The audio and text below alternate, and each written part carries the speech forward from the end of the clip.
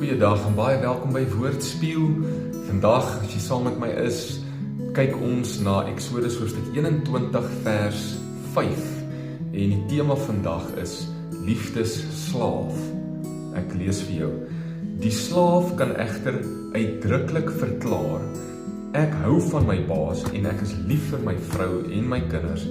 Ek wil nie vrygelaat word nie.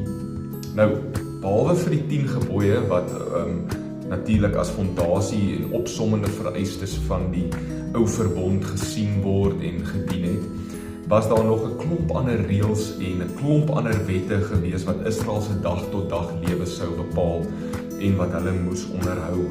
613 om presies te wees.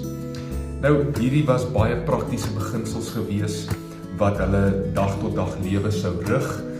En meeste van hierdie reëls klink vir ons baie vreemd in ons moderne konteks, want ons is baie ver verwyderd van daardie konteks, maar dit was in baie opsigte revolusionêr gewees en baie beter gewees as die omliggende nasies se reëls en se kultuur en se gebruike gewees. En wat God hiermee besig was, is God was besig om sy volk stelselmatig, stappie vir stappie te lei om anders te lyk as die gebroke wêreld om hulle.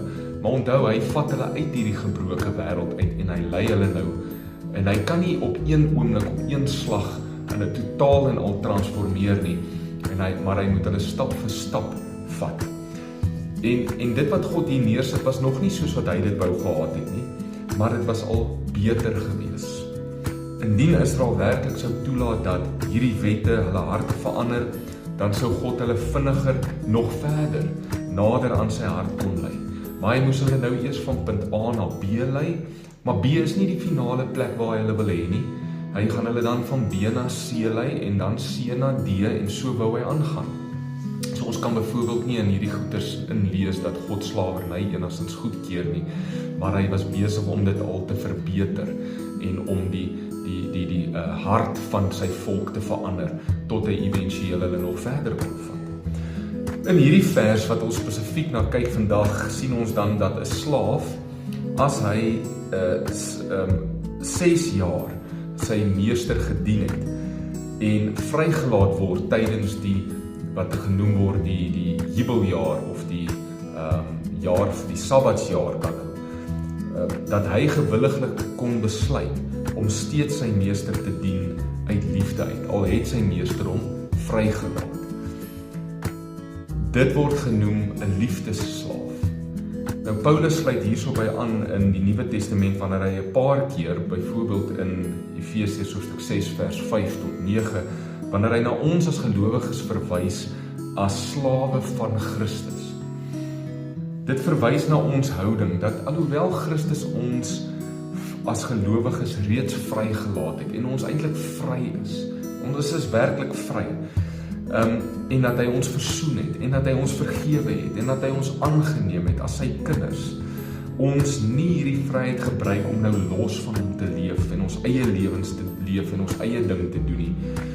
Maar ons onderwerp onsself nou juis eerder uit liefde uit opnuut aan hom en ons dien hom uit liefde uit. Nie omdat ons moet nie omdat ons verplig is nie, maar omdat ons wil.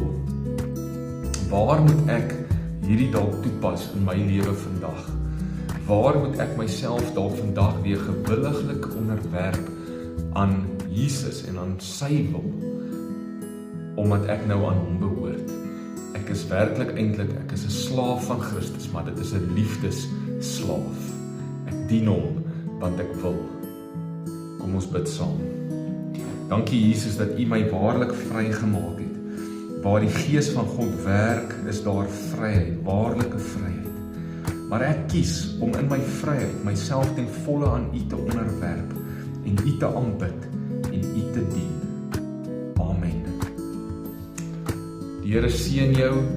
Mag jy 'n wonderlike dag hê. Deel hierdie video met iemand. Subscribe op die YouTube kanaal. Tot volgende keer.